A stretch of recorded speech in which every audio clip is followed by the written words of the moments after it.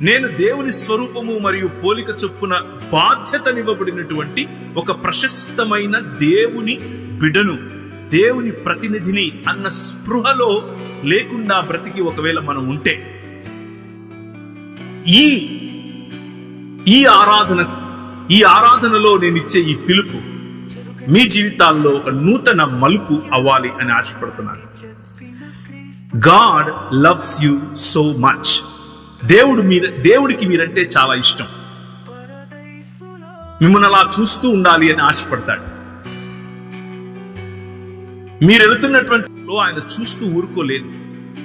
ఆయన మీకు తోడుగా నిలిచాడు. పగటిలో మేఘస్తంభముగా నిలిచాడు, రాత్రిలో అగ్నిస్తంభముగా నిలిచాడు. మీకు దాహమైనప్పుడు నీరిచ్చు బండగా ఆయన మీకు తోడుగా నడిచాడు. అయితే మీరు మీ పిస్టిస్, మీ విశ్వాస్యత, నా విశ్వాస్యత ఈరోజు నేను ప్రశ్నించుకుంటున్నాను. దేవుడిచ్చినటువంటి పిలుపు, దేవుడిచ్చినటువంటి మీ రంగంలో మీకు దేవుడిచ్చినటువంటి పిలుపు, ఒకవేళ మీరు ఇంజనీర్ అయితే ఇంజనీర్గా, డాక్టర్ అయితే డాక్టర్గా, నూతన మానవ జీవన విధానంలోనికి వచ్చారా అన్నదే ప్రశ్న.